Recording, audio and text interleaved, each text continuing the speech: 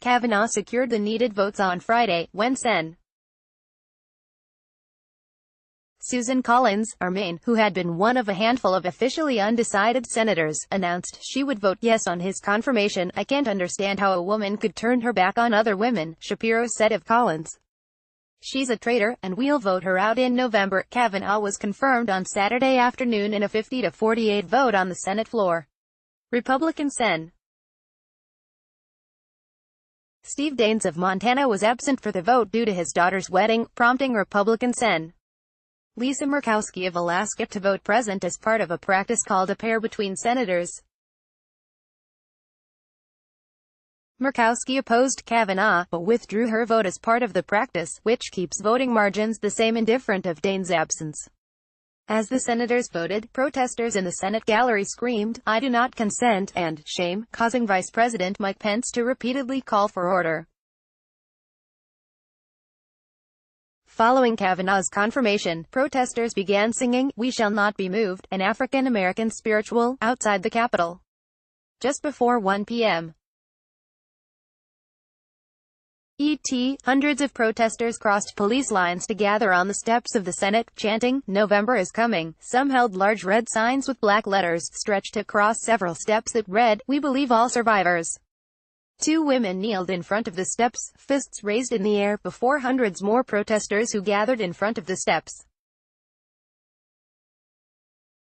Within half an hour, police began climbing the steps and detaining protesters.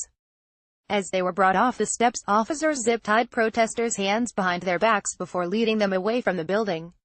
As the protests in Washington, D.C. continued to escalate, simultaneous protests were taking place in cities across the United States like Denver, Atlanta, Cleveland, and New York City.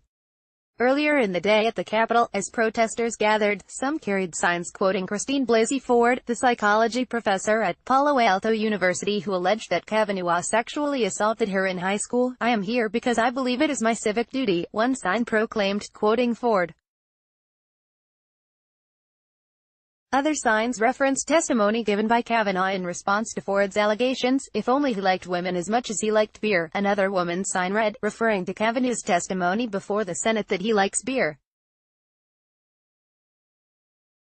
Large swaths of protesters on the Hill echoed alternating chants of, "I believe Christine Ford," and "I believe Anita Hill," the woman who accused Supreme Court Justice Clarence Thomas of sexual harassment ahead of his confirmation hearing in 1991, one of the women who accused Kavanaugh of sexual misconduct during his time at Yale University, Deborah Ramirez, said in a statement Saturday that the senators discussing the impending vote on the Senate floor brought her back to the moment of alleged misconduct. "As I watch many of the senators speak and vote on the floor of the Senate, I feel like I'm right back at Yale, where half the room is laughing and looking the other way. Only this time, instead of drunk college kids, it is U.S. senators who are deliberately ignoring his behavior," Ramirez said. "This is how victims are isolated and silenced." Anna Maria Arkla, the woman who confronted Republican Sen. Jeff Flake of Arizona in an elevator with her sexual assault account, told MSNBC's Joy Reid on Saturday that Flake and Collins had failed their constituents. "We deserve elected officials who understand that their role is primarily to govern by listening," Arkla said. Ahead of the vote, President Trump tweeted that there were protesters among the crowd in favor of Kavanaugh, suggesting without evidence that some protesters against Kavanaugh had been paid to be there. "Women for Kavanaugh, and many others who support this very good man, are gathering all over Capitol Hill in preparation for a 3 to 5 p.m. vote. It is a beautiful thing to see, and they are not paid professional protesters who are handed expensive signs.